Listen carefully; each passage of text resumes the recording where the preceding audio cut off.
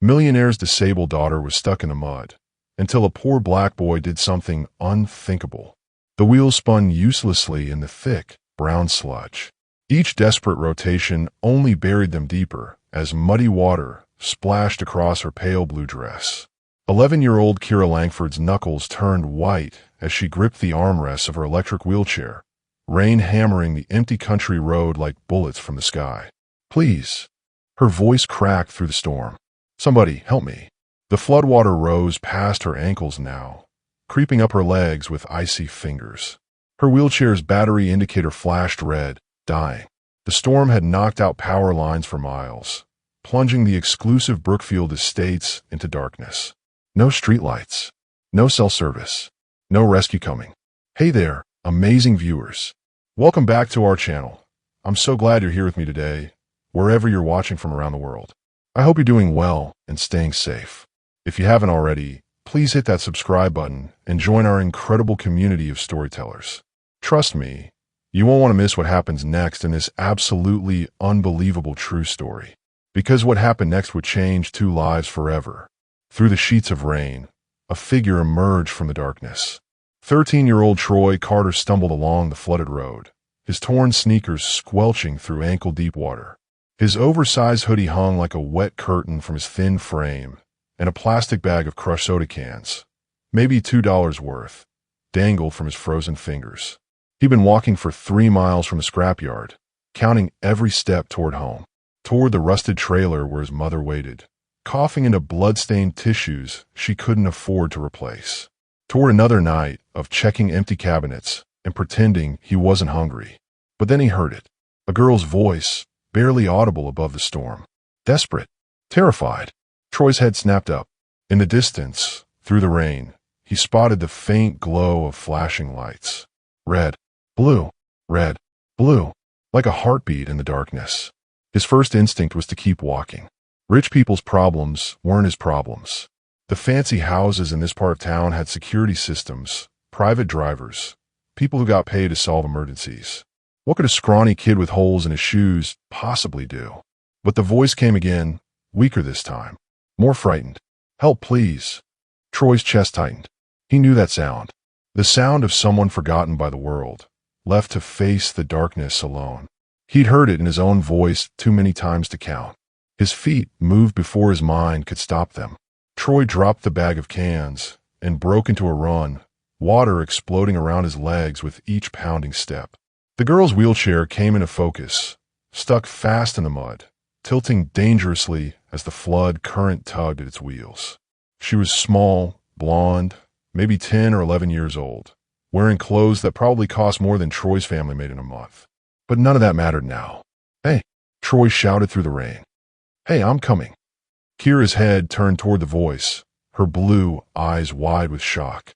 Through the downpour, she could barely make out the boy splashing toward her, dark skin glistening with rain, determination carved into every line of his young face. "The wheels are stuck," she called back, her voice shaking. "I can't move. The water's getting higher." Troy didn't hesitate. He plunged into the knee-deep mud surrounding her wheelchair, the cold shocking his system like an electric jolt. His hands found the back of her chair, and he pushed hard. Nothing. The wheelchair was buried deep, sucked down by the hungry earth. Each passing second brought more water, more danger. Kira's breathing came in sharp, panic gasps. "It's okay," Troy grunted, repositioning himself for better leverage. "I got you. I got you." But did he? Troy had never felt so small, so powerless. The storm raged around them like an angry giant, and he was just one skinny kid with calloused hands and a heart too big for his body. What if he couldn't save her? What if she drowned while he watched, helpless? "What's your name?" Kira asked suddenly, her voice cutting through his racing thoughts. "Troy," he gasped, still pushing against the immovable chair. "Troy Carter. I'm Kira. Kira Langford." She managed a weak smile despite her terror. "My dad owns half this county." Troy's hand slipped in the mud. Half the county? This girl's family probably had more money than Troy could imagine in a lifetime. They lived in different worlds. Hers paved with gold, his barely paved at all. So why was she here, alone in the storm, just as forgotten as he was? "Hold on tight, Kira," Troy said, wrapping his arms around the chair's frame. "I'm going to get you out of here." But as he braced himself for another attempt, the wheelchair's battery died completely. The flashing lights went dark. The motor fell silent. And in that moment of complete darkness, with the flood rising and thunder shaking the earth, Troy Carter, a boy who owned nothing, made a choice that would change everything. The question was, would it be enough to save them both? What do you think happens next? Drop a comment below and let me know if you think Troy can save Kira. And if you're loving this incredible story, smash that subscribe button. You definitely don't want to miss how this unfolds. Troy's muscles screamed as he threw his entire body weight against the wheelchair. Mud oozed between his fingers, cold and unforgiving, but he refused to let go. This wasn't just about saving a stranger anymore.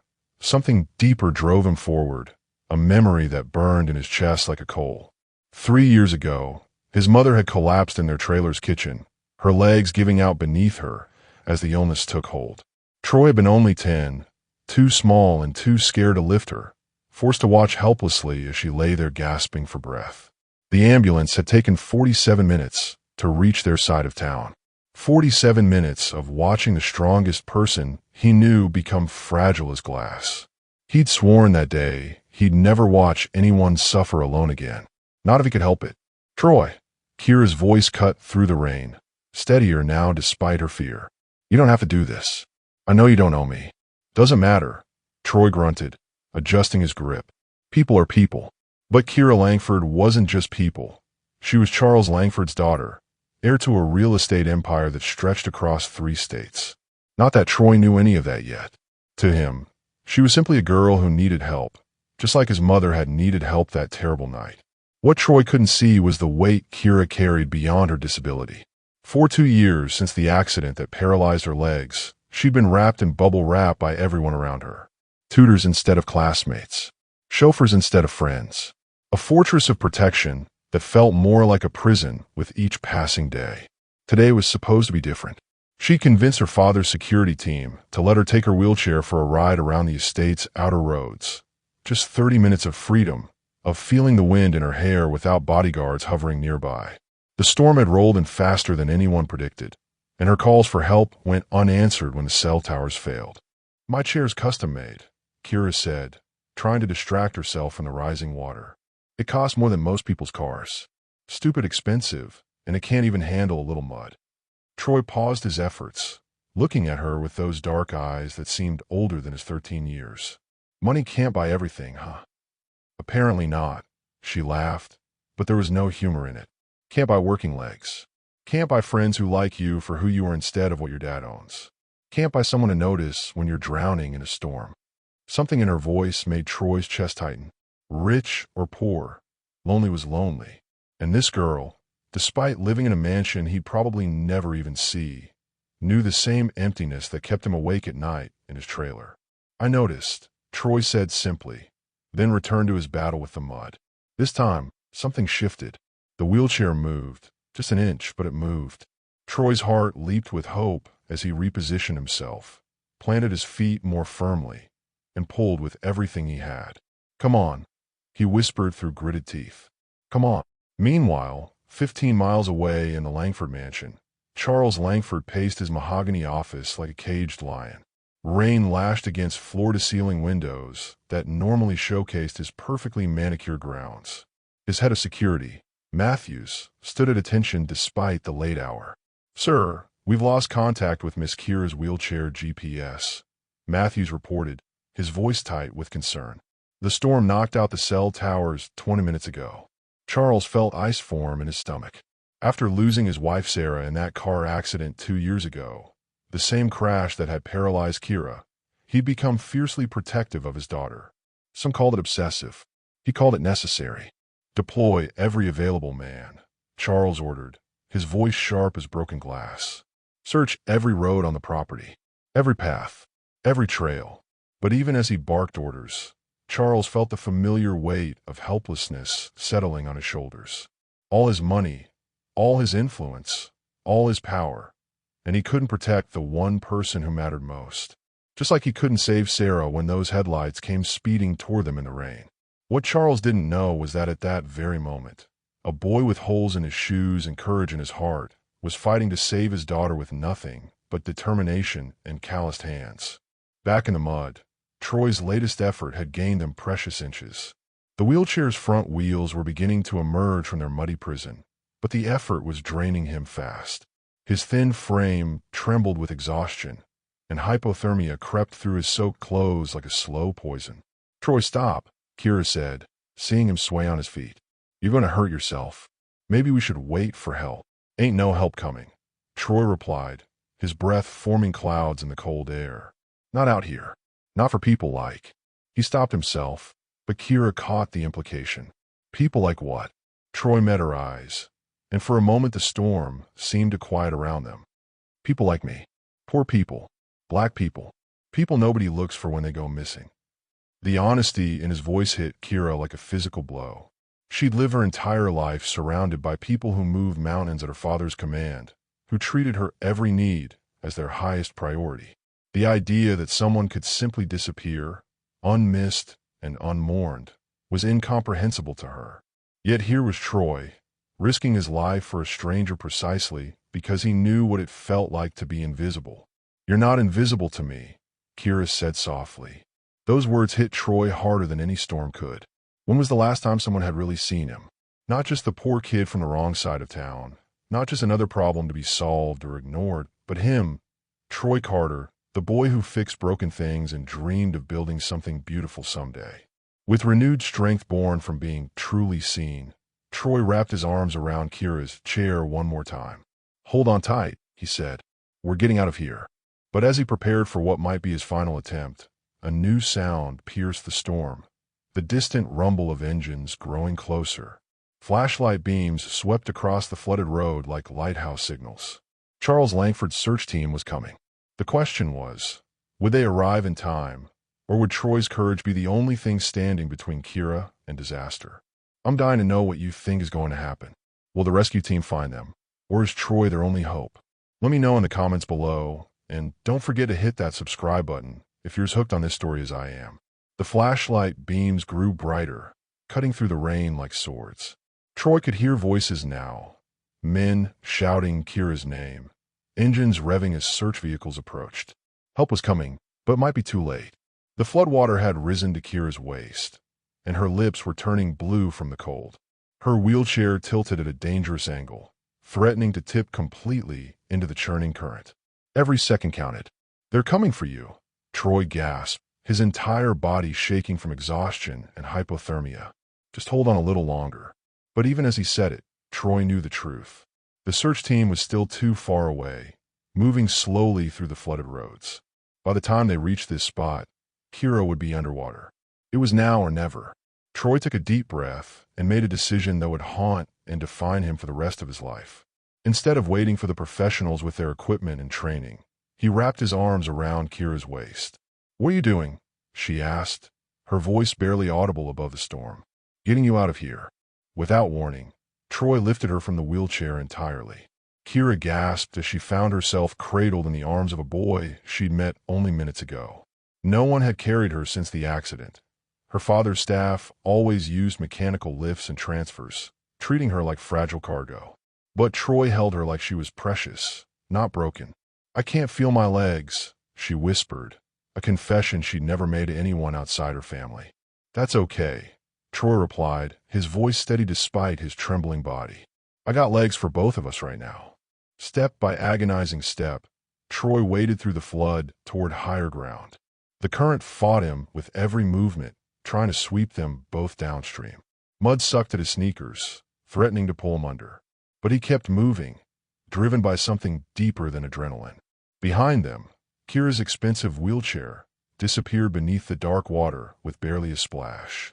"My chair," Kira said, watching it vanish. "It cost $40,000. "Money ain't everything," Troy panted, adjusting his grip as they reached the roadside embankment. "Besides, you got something worth more than all the money in the world." "What's that?"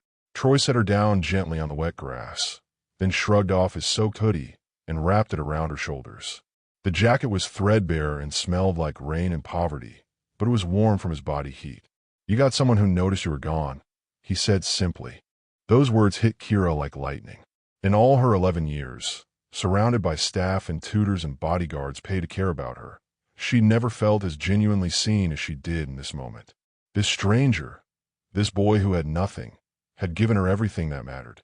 The search team's vehicles crested the hill, just as Troy collapsed beside her, his strength finally giving out. Floodlights blazed across the scene, illuminating two children huddled together on the muddy embankment. One pale and privileged, one dark and desperate, both shivering in the storm that had thrown their worlds together. Kira. The voice that cut through the rain was deeper than the others, filled with a terror and relief that only a parent could know. Charles Langford burst from the lead vehicle before it had fully stopped, his expensive suit immediately soaked as he ran toward his daughter. He'd been driving the search himself, unable to sit still in his office while she was missing. "Daddy," Kira called out, and Charles felt his heart restart for the first time in hours. But as he knelt beside his daughter, checking her for injuries with shaking hands, his eyes fell on the boy lying motionless next to her. Troy was unconscious, his thin body racked with hypothermia, lips blue from the cold. "Who is this?" Charles demanded, his businessman's mind immediately suspicious. Had this kid hurt his daughter? Was this some kind of kidnapping attempt gone wrong? "His name is Troy," Kira said, her voice fierce despite her exhaustion. "Troy Carter. And Daddy, he saved my life." Charles froze. The boy wasn't a threat. He was a hero. And from the looks of his worn clothes and malnourished frame, he was also desperately poor. "Matthews," Charles barked to his security chief. "Get the medics over here now. This boy needs immediate medical attention." As the paramedics worked on both children, Charles found himself studying Troy's face. Young, peaceful in unconsciousness, but marked by the kind of hardship Charles had never known. What kind of life had this kid lived? What circumstances had brought him to this flooded road at the exact moment his daughter needed saving? "Mr. Langford," one of the paramedics reported, "the boy has severe hypothermia and exhaustion, but he'll be fine. Your daughter's stable too. No signs of injury beyond exposure." Charles nodded, but his mind was spinning. In the ambulance ride to the hospital, as both children were warmed and treated, Kira told him the whole story. How Troy had appeared like an angel in the storm. How he'd risked his own life without hesitation. How he'd carried her to safety when her $40,000 wheelchair had failed.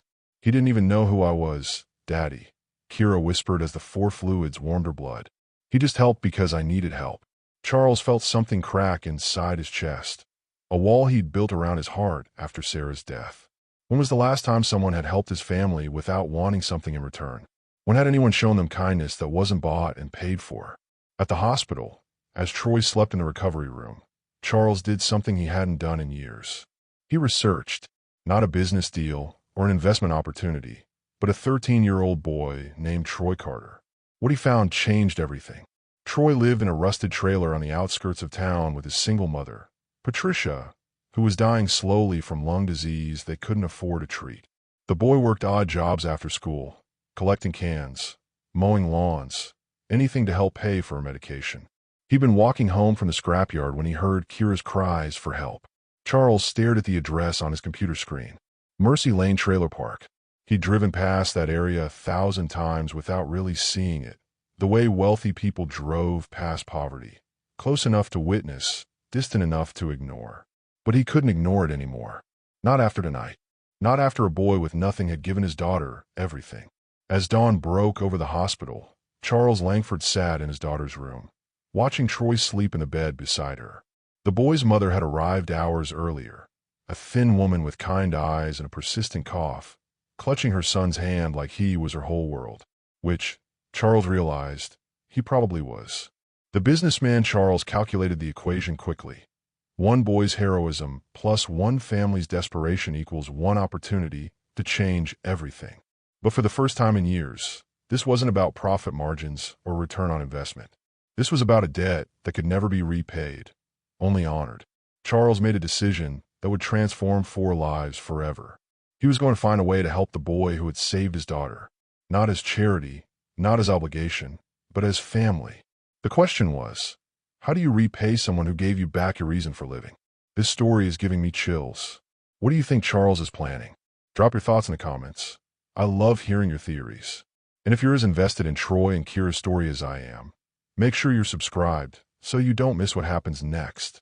3 days later, Charles Langford stood outside a rusted trailer that looked like it might collapse in the next strong wind.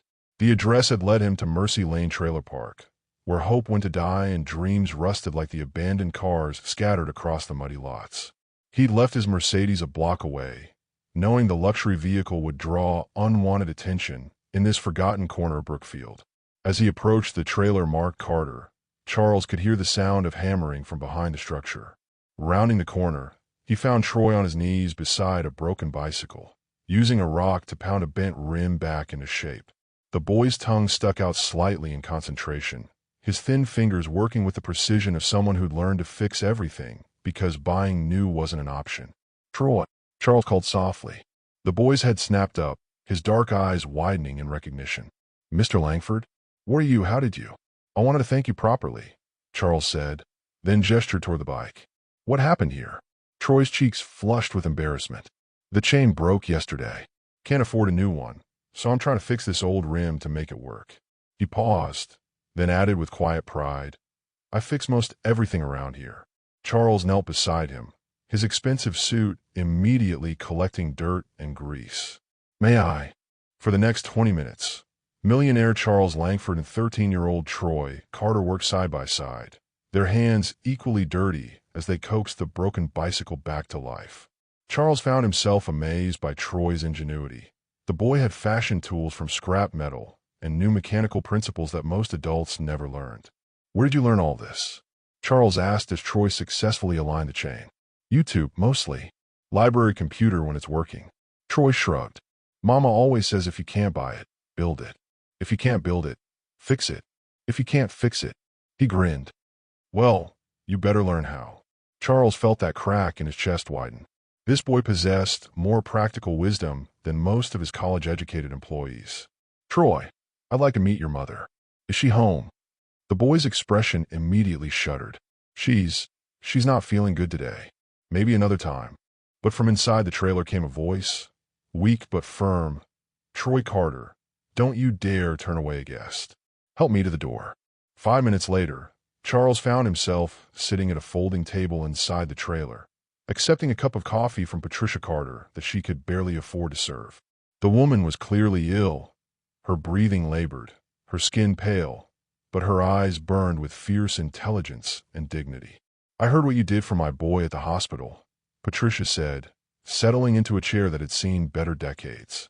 "Getting him that private room, making sure he got the best care. I can't pay you back for that. Mrs. Carter, your son saved my daughter's life. The debt is entirely mine." Patricia studied him with those sharp eyes. "Rich folks don't usually come calling in this neighborhood unless they want something."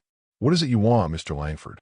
Charles had prepared for this conversation, but sitting in this cramped trailer that barely protected them from the elements, his rehearsed speech felt inadequate. "I want to help. Your son has extraordinary potential, and I have resources." "No." The word came out sharp as a blade. Charles blinked. "Excuse me. I said no." Patricia's voice carried the authority of a woman who'd fought for everything she had. "I won't have my boy turned into some rich man's charity project." Troy's got pride, same as anyone. Troy shifted uncomfortably beside his mother. "Mama." "Hush," she told him gently, then turned back to Charles. "I know you mean well, Mr. Langford, but handouts don't help people. They just make the giver feel better about themselves." Charles felt a flush of anger, followed immediately by shame. How many times had he written checks to charity and felt his conscience cleared? How many times had he solved problems with money instead of genuine care? "You're right," he said quietly. "I came here thinking I could fix everything with a checkbook. That's not what Troy deserves." Patricia's expression softened slightly. "What does he deserve, in your opinion?" Charles looked at Troy, who was listening intently while pretending to work on his bike chain. "He deserves the chance to become everything he's capable of becoming. Not because of what he did for my family, but because of who he already is." "And what might that look like?" Charles took a deep breath. "I run a foundation, the Langford Youth Innovation Program.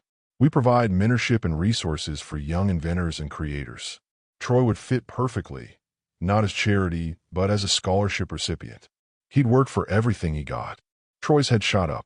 "Work how?" You'd be paired with one of our engineering mentors.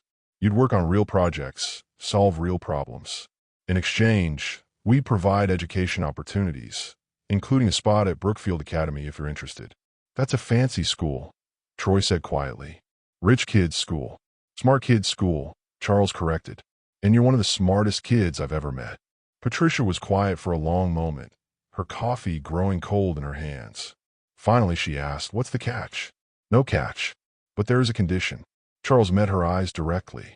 "Troy would spend significant time with my daughter. She's been isolated since her accident. She needs a friend who sees her as more than her disability." "Kira's awesome," Troy said immediately. "She's funny and smart, and she doesn't act all weird about living in a trailer." Charles smiled. "She talks about you constantly. I think she'd benefit from your friendship as much as you'd benefit from our program." The trailer fell silent, except for Patricia's labored breathing. Outside, a train whistle blew in the distance, carrying someone else's dreams toward somewhere else. "I need to think about this," Patricia said finally. "Of course.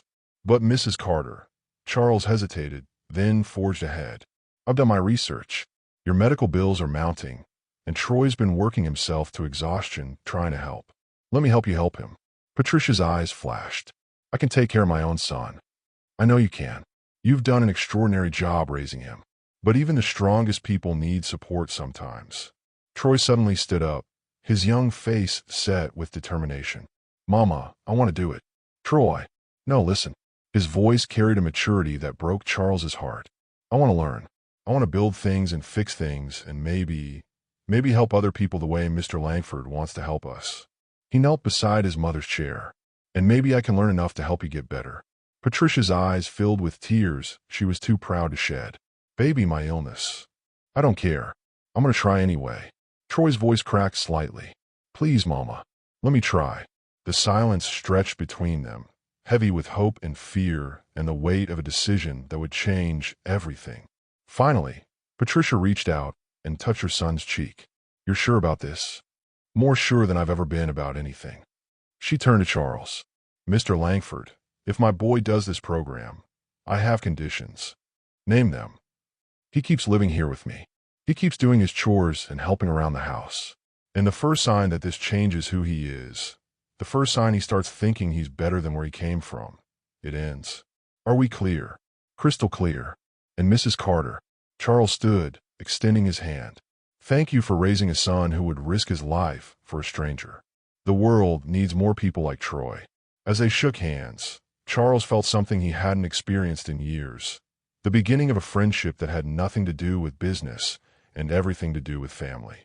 But neither of them could have predicted the obstacles that lay ahead, or the life-changing revelation that would test every bond they were building. "I'm getting so emotional watching these families come together. What do you think will be the biggest challenge they face? Let me know in the comments, and don't forget to subscribe if you want to see how this incredible story unfolds."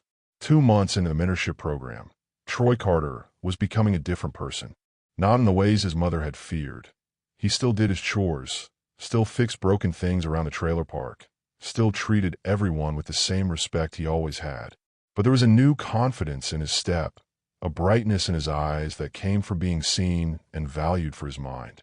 He spent 3 afternoons a week at the Langford Foundation, working alongside Dr. Jennifer Wade, a former NASA engineer who treated Troy's ideas with the same seriousness she'd once given spacecraft design. His project, a lightweight, all-terrain wheelchair upgrade for Kira, was already showing promise in early prototypes. The other 2 afternoons, he spent at the Langford mansion with Kira, their friendship deepening with each shared laugh and creative brainstorming session. Charles often watched them work together from his office window, amazed by how naturally they collaborated. Troy's mechanical intuition perfectly complementing Kira's analytical mind. Everything was perfect. Too perfect. Troy should have known it couldn't last. The revelation came on a Tuesday afternoon when Troy arrived early at the foundation building. Dr. Wade was in a meeting, so he wandered the halls, admiring the photos of past scholarship recipients and their inventions. That's when he overheard the conversation that shattered his world. Final environmental impact report on the Mercy Lane development. A woman's voice was saying from an open conference room door. "The contamination levels are higher than we initially projected." Troy froze. Mercy Lane. That was his neighborhood. How much higher? Charles Langford's voice, tight with concern. Triple the EPA's safety standards for residential areas. The previous industrial use left the groundwater severely compromised. Heavy metals, chemical solvents. It's a public health nightmare. Troy's blood turned to ice.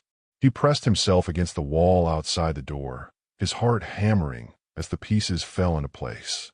How long has it been like this? Charles asked. Based on our soil samples, at least 15 years. Maybe longer. The woman's voice carried the weight of bad news. Sir, the people living there, especially in the trailer park, they've been exposed to carcinogens and toxins for over a decade. The lung disease rates in that area are off the charts. Lung disease, like his mother's. Jesus, Charles whispered. How did the county allow residential development on contaminated land? Money talks, Mr. Langford. The previous owner, Brennan Industrial, paid off the right people to keep it quiet. When Brennan went bankrupt, their properties went to auction. Your company bought the land site unseen for development.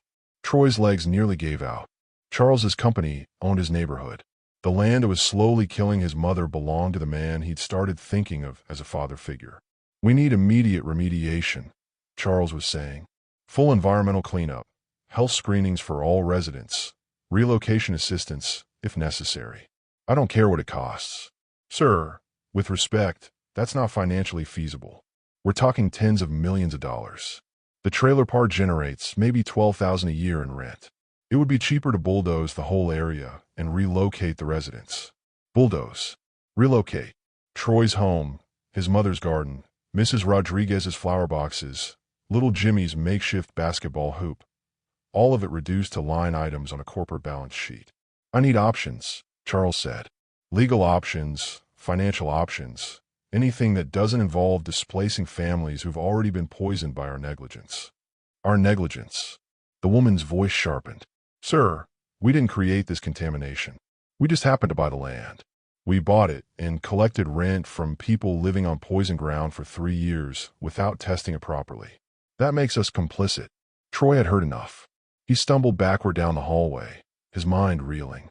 Every coughing fit his mother endured, every sleepless night she spent gasping for air, every medical bill they couldn't afford, it was all connected to the man who'd been helping them, the man whose daughter he'd saved. The cruel irony wasn't lost on him. He'd risked his life to rescue Kira from drowning, while her father's company had been slowly drowning Troy's entire community in toxic poison. That evening, Troy sat at the folding table in their trailer, staring at his mother as she prepared their dinner. Canned soup heated on a hot plate because their stove had broken last month. She moved carefully, her breathing labored, every motion a reminder of the illness eating away at her lungs. Mama, Troy said quietly, what do you know about who owns this place? Patricia paused in her stirring. Some big company. What? What company? She thought for a moment. Langford Properties, I think. Why do you ask? Troy's heart sank even further. There was no mistake, no coincidence. Charles Langford, the man who'd offered him a scholarship, who'd called him son, who'd given him hope, owned the land that was killing his mother. Troy, baby, what's wrong? Troy looked up to find his mother watching him with concerned eyes. How could he tell her? How could he explain to the man they'd started to trust, the man who'd promised to help them, was actually the reason she was dying? Nothing, Mama. Just thinking. But Patricia Carter hadn't raised a son for 13 years without learning to read his moods. This is about Mr. Langford, isn't it? About the program. Troy's silence was answer enough. What happened? For the next 20 minutes, Troy told her everything. The overheard conversation, the environmental contamination, the connection between Charles's company and their poison neighborhood. With each word, he watched his mother's face transform from confusion to understanding to a quiet rage he'd never seen before. That son of a bitch, she whispered when he finished. Mama. No, Troy. Don't you mama me. Patricia's eyes blazed with fury. That man has been playing saint while his company poisoned our home. While I've been coughing up blood and we've been scraping together money for doctor visits, he's been collecting our rent money. But he didn't know. He should have known. It's his job to know. Patricia stood abruptly, then immediately sat back down as a coughing fit seized her. Troy rushed to her side, rubbing her back as she struggled for breath. When the fit subsided, she looked up at him with tears in her eyes. All this time, I've been blaming myself, thinking maybe I should have quit smoking sooner, should have seen a doctor earlier. But it wasn't my fault, was it? It was his. Troy felt his own tears threatening. What do we do, Mama? Patricia was quiet for a long time, her fingers absently tracing the rim of her coffee cup, the same cup she'd served Charles Langford from weeks ago. We get out, she said finally. We pack our things and we leave. Tonight. But the program, it's over. Troy, baby, I know you like that little girl. I know Mr. Langford has been good to you. But this. She gestured around their trailer, encompassing their entire poison world. This changes everything. Troy's phone buzzed with a text from Kira. Can't wait to see the new wheelchair design tomorrow. Dad says you're a genius. Miss you. He stared at the message, his heart breaking into pieces. How could he face her knowing what he knew? How could he look Charles in the eye and pretend everything was fine? More importantly, how could he walk away from the best thing that had ever happened to him? But as his mother dissolved into another coughing fit, this one bringing up specks of blood, Troy knew she was right. They couldn't stay. They couldn't accept help from the man whose negligence had caused their suffering, no matter how much it would destroy them to leave. Okay, Mama, Troy whispered, his voice breaking. We'll go. Neither of them saw the black sedan that had been parked across from their trailer for the past hour, or the man inside it frantically making phone calls. Charles Langford had come to check on the Carter family personally. Instead, he'd overheard every word of their conversation through the thin trailer walls. And now he faced the hardest decision of his life. Let them disappear into the night, or fight for a family he'd inadvertently helped destroy. Oh my God, this revelation just flipped everything upside down. What do you think Charles should do? Can this family survive such a devastating betrayal? Drop your thoughts in the comments. I need to know what you're thinking right now. And if you're as shocked as I am, make sure you're subscribed because this story is about to get even more intense. Charles sat in his sedan outside the Carter trailer until 3 a.m., watching the lights flicker on and off as Patricia and Troy packed their lives into cardboard boxes and garbage bags. Every shadow that passed by the thin windows felt like a knife to his chest. He caused this. His company's negligence had poisoned the woman who'd raised a hero. His money had profited from their suffering while he played the role of benevolent savior. The irony was suffocating. He tried to save the boy who'd saved his daughter, only to discover he was the reason that boy needed saving in the first place. At dawn, Charles watched Troy load the last of their belongings into a battered pickup truck borrowed from neighbor. The boy moved like someone carrying the weight of the world, his thin shoulders bent with a grief that no 13-year-old should know. Charles's phone buzzed constantly with missed calls from Kira, but he couldn't bring himself to answer. How do you tell your daughter that her best friend was disappearing because of your sins? As the truck pulled away from Mercy Lane, Charles made a decision that would haunt him forever. He followed them. The truck limped through the early morning streets, black smoke belching from its exhaust pipe. Charles maintained his distance, his heart breaking as he realized they were heading toward the homeless shelter on the south side of town, the only place desperate families went when they had nowhere else to run. But the truck never made it that far. On Highway 9, just outside the city limits, Patricia's coughing fit was so violent that she pulled over to the shoulder. Charles watched in horror as Troy jumped out and ran to the driver's side, where his mother was doubled over the steering wheel, blood streaming from her mouth. Charles didn't hesitate. He pulled over and ran toward them, his expensive shoes sliding on a gravel shoulder. Call 911. Troy screamed when he saw him approaching. Please, something's wrong with my mama. All the anger, all the betrayal, all the hurt.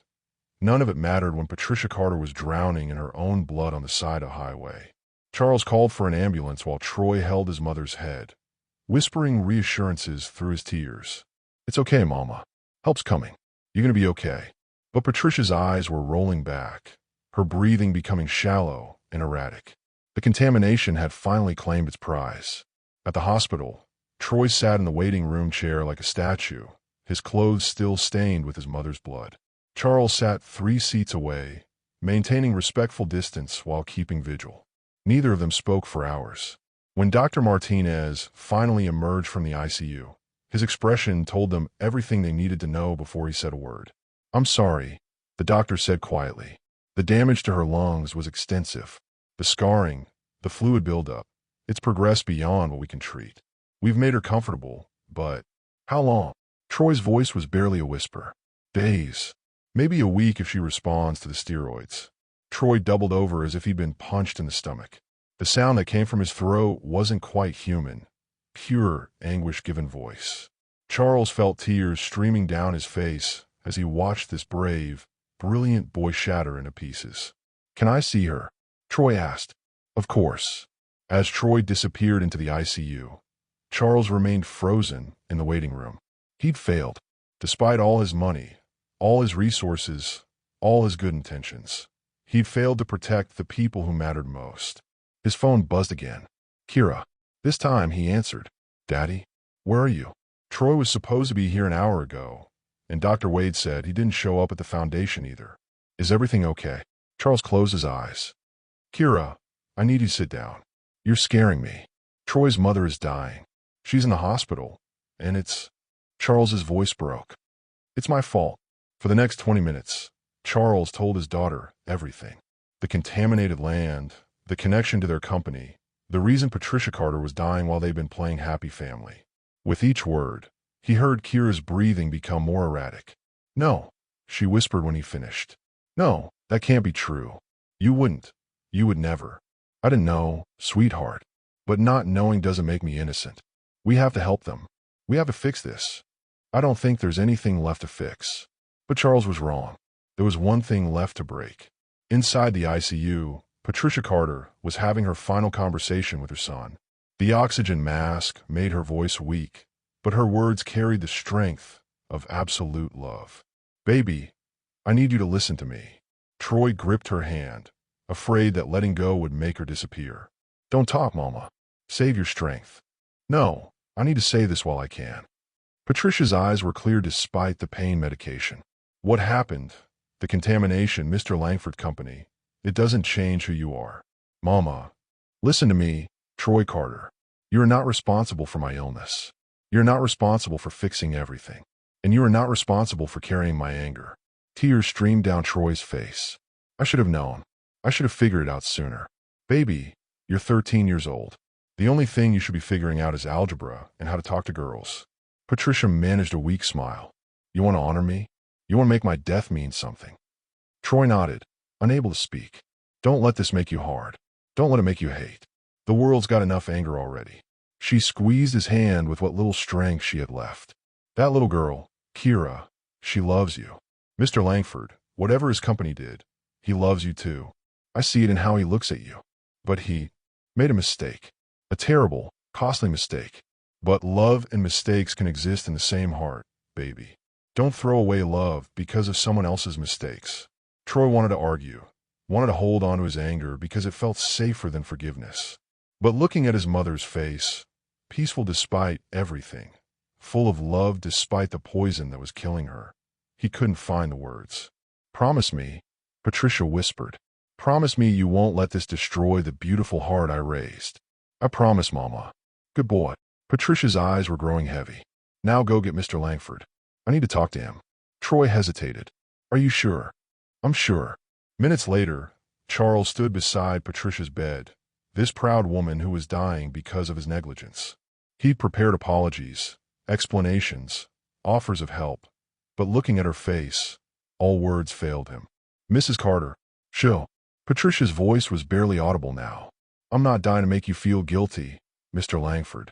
I'm dying because sometimes life is unfair and corporations are careless, and poor people pay the price. But that's not why I called you in here. Charles waited, his heart pounding. I called you in here because my boy is about to be alone in the world.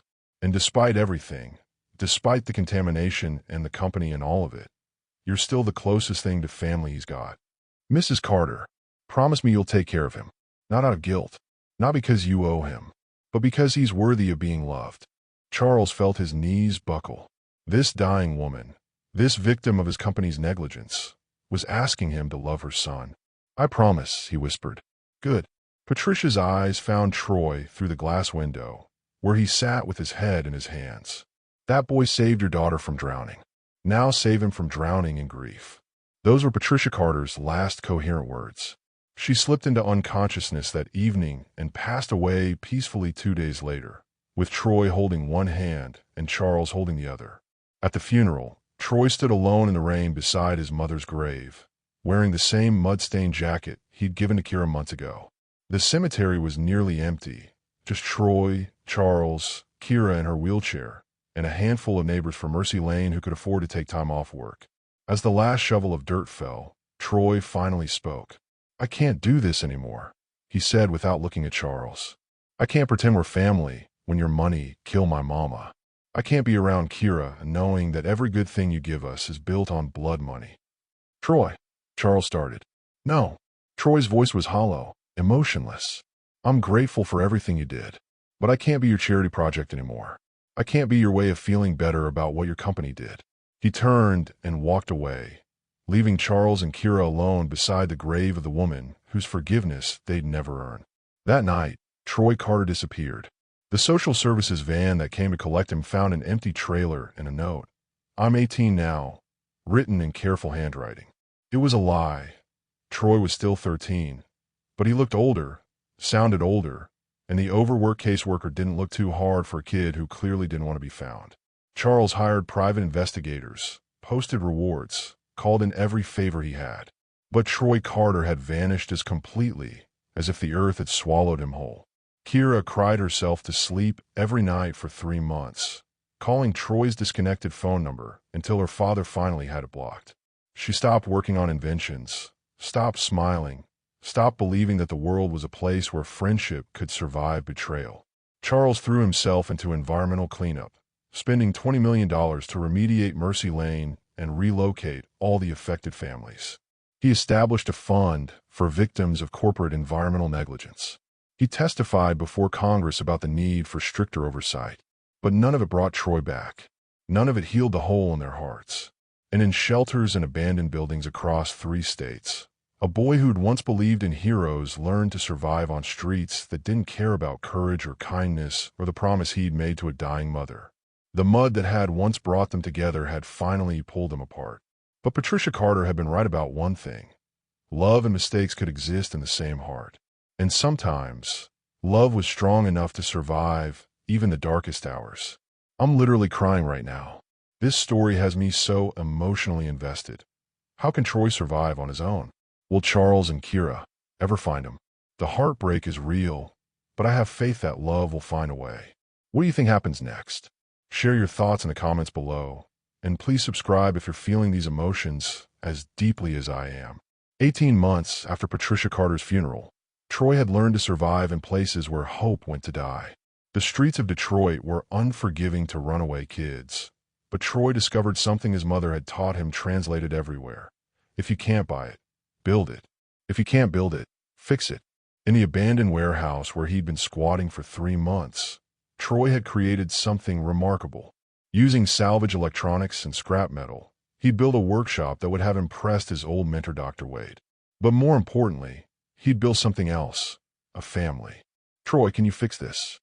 8-year-old Maya held up a broken tablet, its screen spiderwebbed with cracks.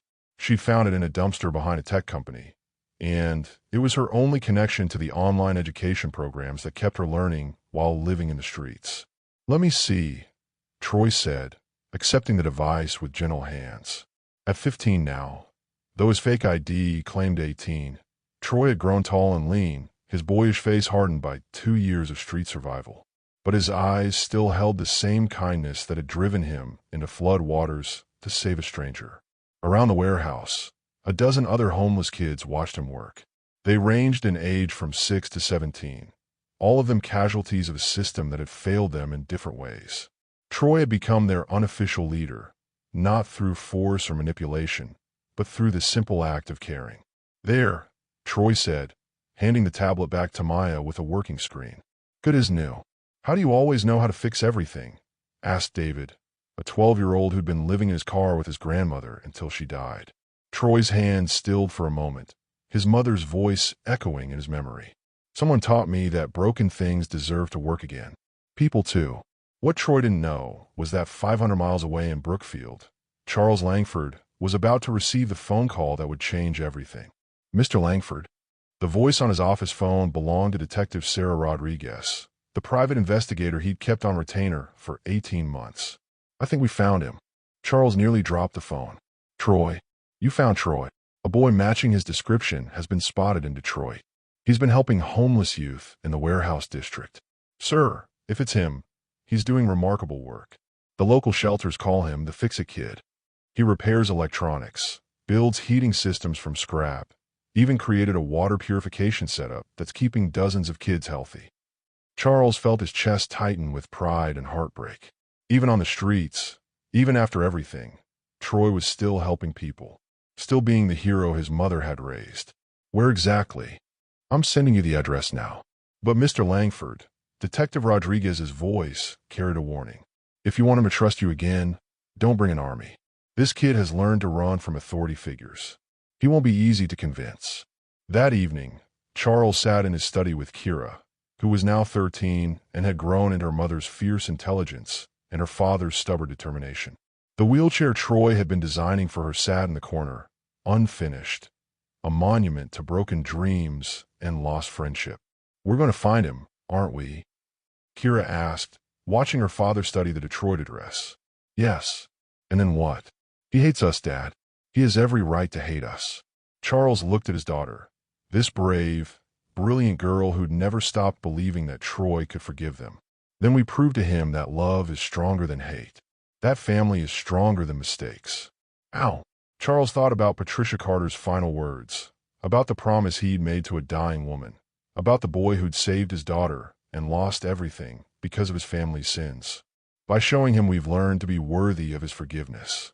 The next morning, Charles and Kira arrived in Detroit with no security detail, no lawyers, and no corporate entourage.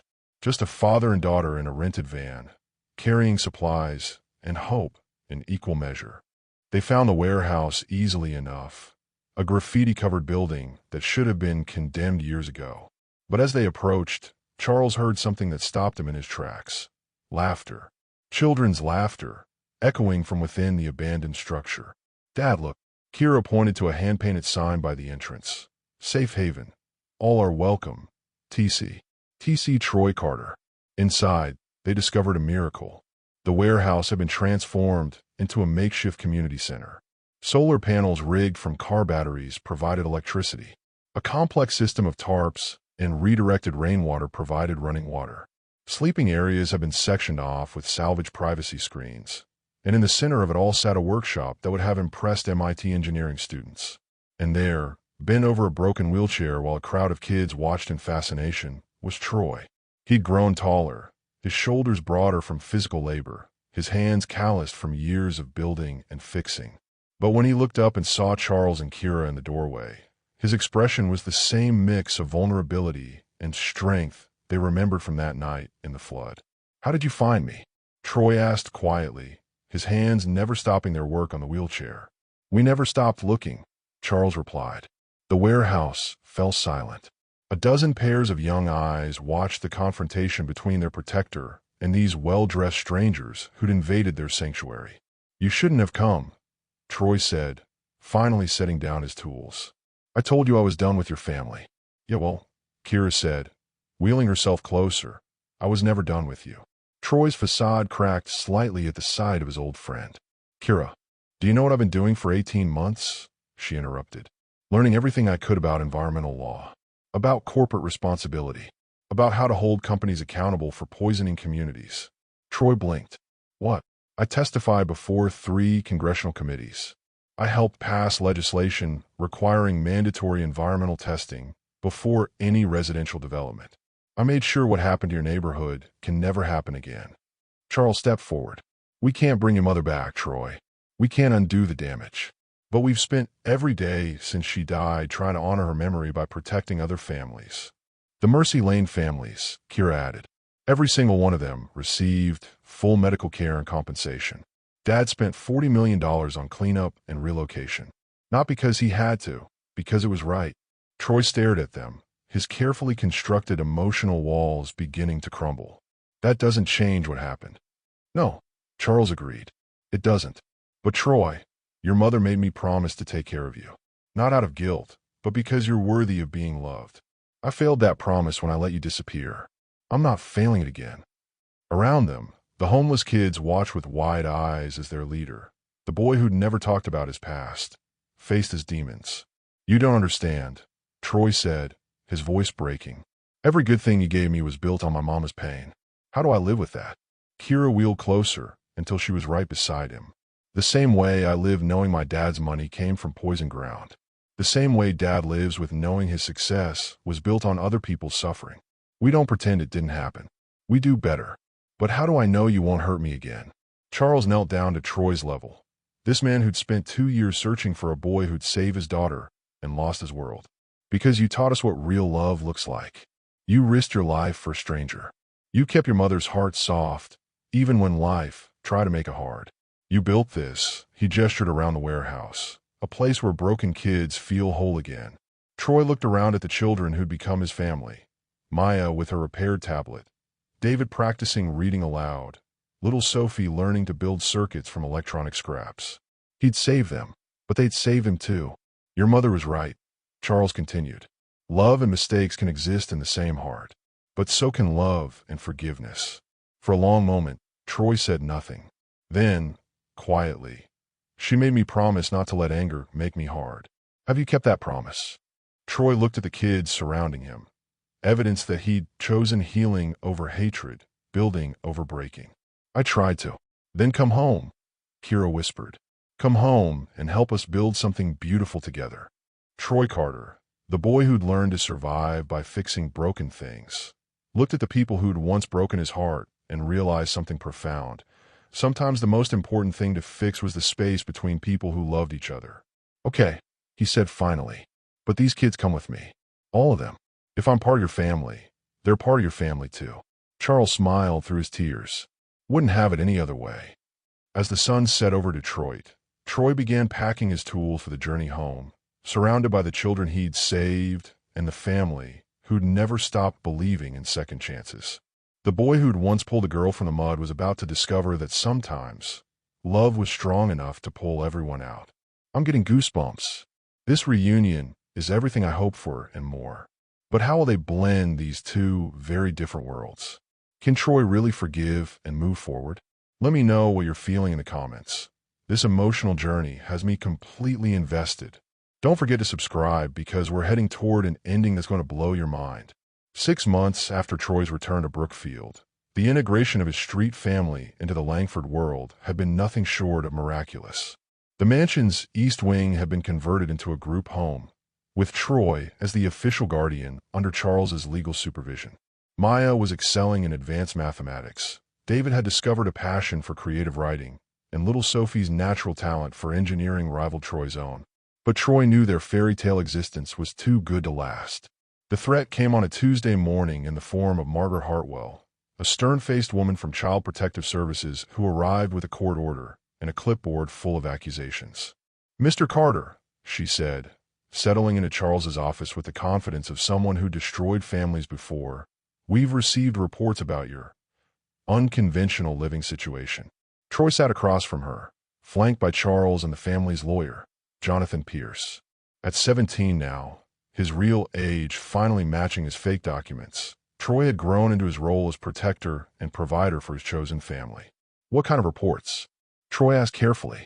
"Anonymous tips suggesting that these children are being exploited, that you're using them as unpaid labor in some kind of underground operation." Margaret's eyes glinted with bureaucratic cruelty. "Street children living in a millionaire's mansion? It raises questions." Charles leaned forward. "Every child in our care has been properly placed through legal channels. They have access to education, health care, counseling. Mr. Langford, with respect, you're not the legal guardian here. Mr. Carter is. And frankly, his background raises serious concerns." Margaret opened her file. "Runaway at 13. No formal education beyond middle school. Living on the streets for 2 years. Hardly qualified to care for vulnerable children." Troy felt the familiar fire of injustice burning in his chest, but years of street survival had taught him patience. "What do you want?"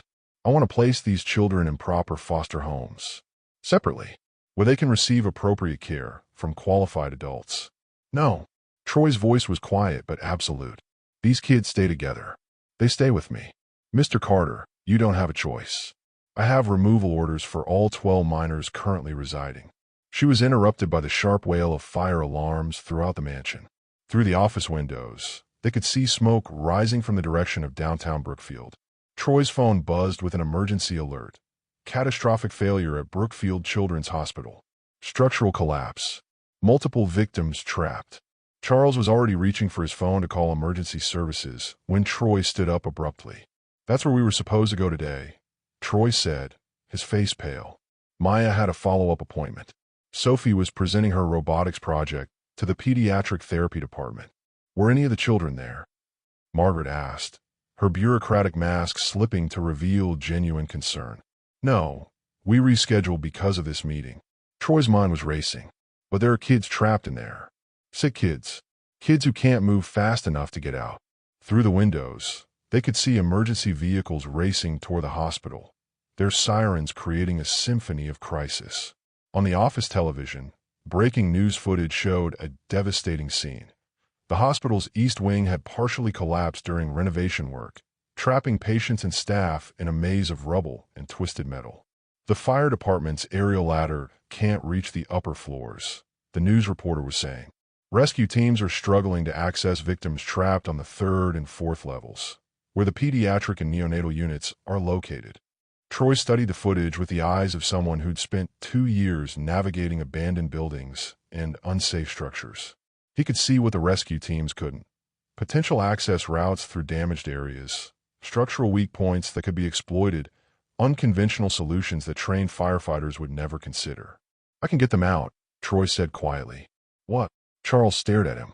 "The kids trapped in there. I can get them out." Troy pointed at the screen. "Look at the collapse pattern. The renovation work created gaps in the floor structure. The rescue teams are trying to go through the front, but they should be going up through the basement utilities." Margaret Hartwell's eyes narrowed. "Mr. Carter, you are not a trained rescue professional. You cannot seriously be suggesting." "I'm suggesting that sometimes the people who know how to survive in broken places are the ones who can save others trapped in them." Troy was already moving toward the door when Charles caught his arm. "Troy, it's too dangerous. You could be killed. Those kids could be killed while we're standing here, talking about qualifications and proper procedures." Troy's eyes blazed with the same determination that had driven him into flood waters years ago. "You want to know if I'm qualified to take care of children? Then watch me save some." 20 minutes later, Troy stood outside Brookfield Children's Hospital wearing borrowed firefighter gear and carrying a backpack full of tools he'd grabbed from his workshop. The scene was chaotic. Ambulances, fire trucks, police cars, and media vans created a maze of flashing lights and screaming sirens. Fire Chief Morrison initially refused to let Troy anywhere near the building.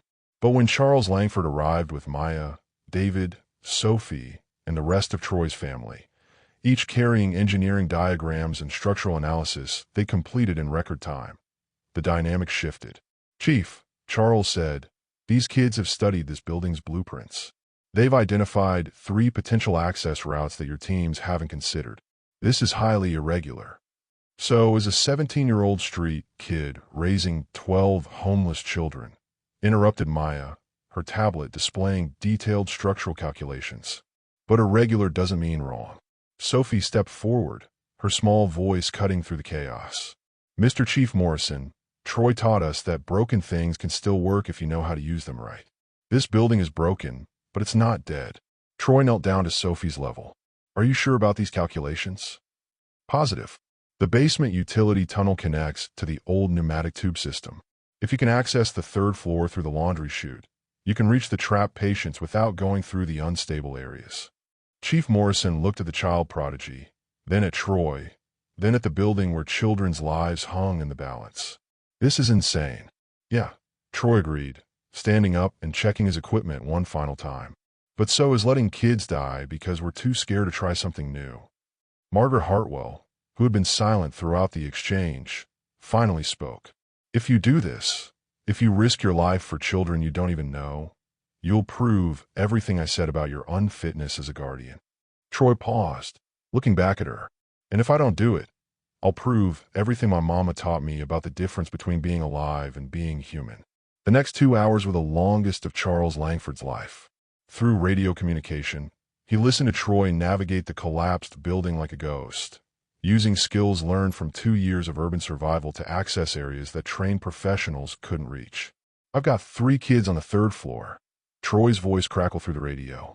They're scared but mobile. Lowering them down the utility shaft now. One by one, Troy extracted trapped children from the collapsed hospital. A 6-year-old with a broken leg. Twin toddlers from a NICU. A teenage cancer patient too weak to walk. Each rescue required ingenuity, courage, and the kind of problem-solving that couldn't be taught in any classroom. But it was the final rescue that broke everyone's hearts and proved everything about who Troy Carter really was. I've got one more. Troy's voice came through the radio, exhausted but determined. Little girl, maybe 4 years old. She's trapped under debris, and I can't move it alone. Troy, the structure is becoming unstable. Chief Morrison warned. You need to evacuate immediately. Not without her. Son, that's an order. Get out now. There was a long pause. Then Troy's voice came back, steady and sure. Chief, I learned a long time ago that some things are more important than following orders. This little girl deserves to go home to her family. What happened next will be talked about in Brookfield for decades. Using a combination of leverage, physics, and pure determination, Troy managed to free the trapped child and carry her to safety just as the building's damaged section finally collapsed completely. As Troy emerged from the building carrying the unconscious 4-year-old, the entire crowd, firefighters, paramedics, media, bystanders, erupted in spontaneous applause. But Troy only had eyes for his family, who were waiting for him with tears streaming down their faces. Margaret Hartwell stood in stunned silence as she watched this supposed unqualified guardian check on each of his children, making sure they were okay before collapsing from exhaustion himself. When Troy woke up in the hospital 2 hours later, he found Margaret sitting beside his bed with her clipboard and court orders. But something had changed in her expression. Mr. Carter, she said quietly, I've been a social worker for 23 years. I've seen a lot of people who claim to love children, but I've never seen anyone prove it the way you did today. She stood up and tore the removal orders in half. Those kids aren't going anywhere. They're exactly where they belong. As Margaret left, Charles, Kira, and all 12 of Troy's children crowded into the hospital room.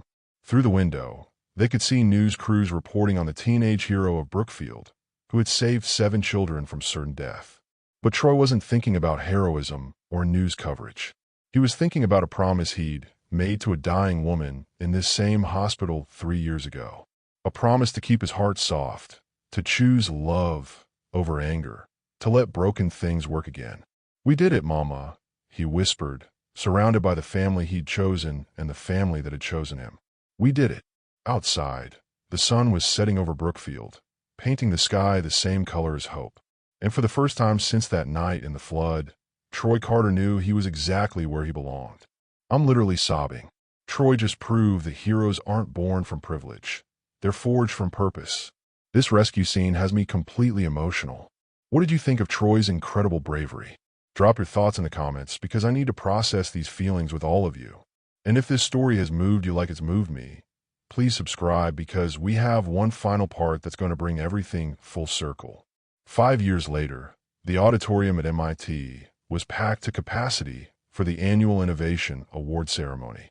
In the front row sat Charles Langford, tears of pride streaming down his face as he watched Troy Carter, now 22 and MIT's youngest graduate student, step up to the podium to accept the prestigious Henderson Award for Humanitarian Engineering. Ladies and gentlemen, Troy began, his voice carrying the confidence of someone who'd learned to speak truth to power. This award isn't just mine. It belongs to every kid who's ever been told they weren't smart enough, every family who's ever been overlooked, and every person who's proven that greatness doesn't come from where you start. It comes from how far you're willing to reach. The standing ovation was thunderous, but Troy's eyes found the group that mattered most, his family. All 15 of them. Maya, now 13 and already accepted to MIT's early admission program, beamed from her seat beside David, who had just published his first novel about homeless youth. Sophie, tiny but fierce at 11, held up a sign reading, Troy's #1 fan, while the other children from Detroit cheered loudly enough to disturb several professors. And there, in the front row beside Charles, sat Kira, 18 now, brilliant, and more beautiful than ever in the custom wheelchair Troy had finally perfected. The chair that had started as a school project had evolved into a revolutionary mobility device, now being manufactured worldwide, improving the lives of thousands. But tonight, Troy continued, I want to talk about the invention that changed my life before I ever knew what engineering meant.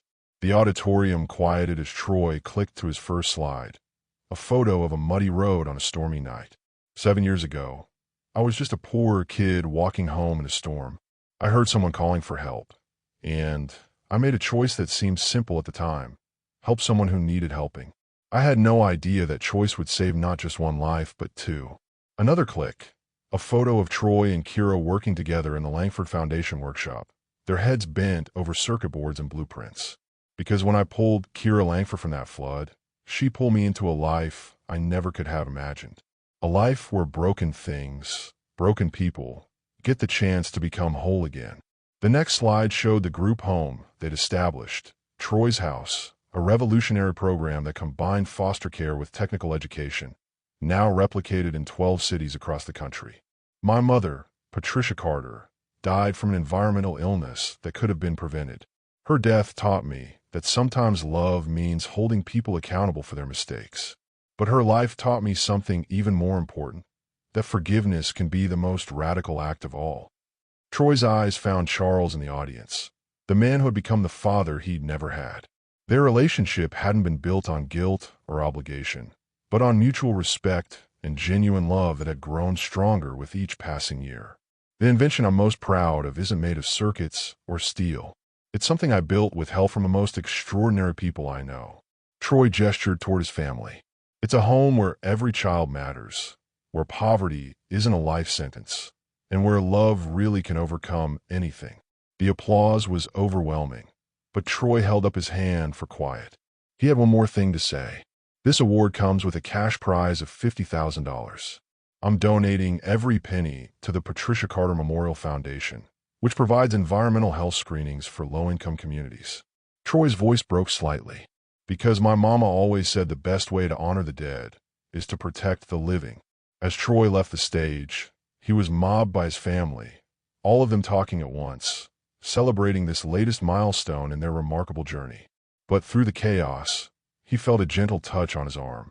Kira smiled up at him, her eyes bright with something deeper than friendship. Walk with me. They moved to a quiet corner of the auditorium, away from the celebration.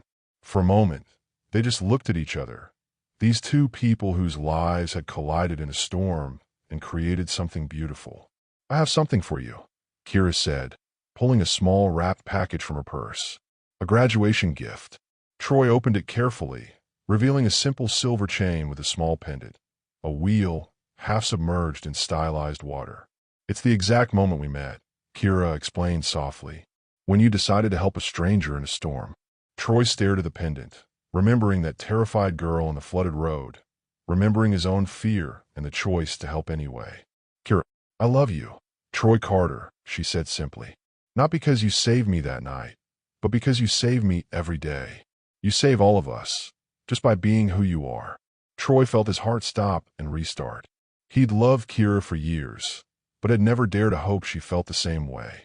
The difference in their backgrounds, their histories, the complexity of their intertwined families. It had all seemed too complicated. But looking in her eyes, he realized that love was actually the simplest thing in the world. I love you too, he whispered, then louder. I love you too, Kira Langford. Their first kiss was gentle, tentative, full of promise and possibility. Around them, their family pretended not to notice, while absolutely melting with joy. Charles watched from across the room, remembering the night he'd found his daughter's empty wheelchair and thinking his world was ending. Now, seeing her in Troy's arms, he knew it had actually been the night his real world began. Later that evening, the entire family gathered in the Langford Mansion's great room for their traditional Sunday dinner. The table that had once seated only Charles and Kira now accommodated 17 people, with conversations flowing in 3 languages and laughter echoing off the high ceilings. Speech. Speech, David called out, banging his fork against his glass. Troy stood up, looking around at the faces that had become his universe. Charles, who had taught him that wealth meant nothing without generosity. Kira, who had shown him that strength came in many forms. Maya, David, Sophie, and all the others who had proven that family was something you chose, not something you were born into. "I'm not good at speeches," Troy began, causing everyone to laugh since they'd just watched him captivate an auditorium full of MIT professors. "But I want to say something my mama told me once. She said that the best families aren't built by bloodlines. They're built by the courage to love people exactly as they are." He raised his glass of sparkling cider. "To have courage, to love, and to the best family a guy could ask for. To my family." Everyone shouted, glasses clinking in a symphony of joy. As the celebration continued around him, Troy stepped outside onto the mansion's back terrace, needing a moment to absorb the magnitude of how far they'd all come. The garden stretched out before him, perfectly manicured and peaceful, a far cry from the muddy roads where his story had begun. Kira joined him a few minutes later, her wheelchair moving silently across the stone terrace. "Penny for your thoughts?" she asked. Troy smiled, remembering another night, another storm, another moment when everything had changed. Just thinking about that night in the flood. What would have happened if I'd kept walking instead of stopping to help? But you didn't keep walking. That's who you are, Troy. You're the person who stops to help. We all are now, Troy replied, gesturing toward the house full of laughter and love. Your dad stopped to help. You stopped to help. All of us. We just keep stopping to help. Kira reached for his hand. It's like you said in your speech. We're all inventions, aren't we? Built from choices and chances and the people who refuse to give up on us. Troy squeezed her hand, thinking about the letter he'd written to his mother that morning. A letter he wrote every week, sharing the good news, the bad news, the everyday miracles of a life she'd made possible through her love and sacrifice. Yeah, he said quietly, we're all inventions. And this, he gestured between them, toward the house, toward the future stretching out like an open road. This is the best thing I've ever built. Inside the house, the celebration continued as 14 kids and 2 adults who had learned that love really could overcome anything enjoyed the kind of evening Patricia Carter had dreamed of for her son. Safe, warm, surrounded by people who cherished him exactly as he was. And somewhere in the distance, a train whistle blew, not carrying dreams away this time, but announcing their arrival. That night, Troy Carter went to sleep in a room filled with engineering textbooks and invention prototypes, surrounded by a family that had chosen him and whom he had chosen in return. The scared 13-year-old who had once walked through storms alone had become a man who created light in dark places. The mud that had once threatened to pull them all down had become the foundation upon which they'd built something extraordinary. A love that bridged every gap, healed every wound, and proved that sometimes the most broken things, when mended with care, become the strongest of all. I'm completely overwhelmed with emotion. This story has taken us on such an incredible journey, from that terrifying night in the flood to this beautiful family celebrating love and success together. Troy and Kira's love story, the found family they created, Charles's redemption, and the way they've all honored Patricia's memory by choosing love over anger. It's everything I hoped for and more. What did you think of this ending? Did it capture your heart the way it captured mine? I'd love to hear your thoughts in the comments below. Which moment made you cry the most? And if this story moved you as much as it moved me, please subscribe to our channel and share it with someone who needs to believe in the power of love and second chances. Thank you for taking this emotional journey with me. Until next time, remember, sometimes the most extraordinary families are built not by blood, but by the courage to love unconditionally.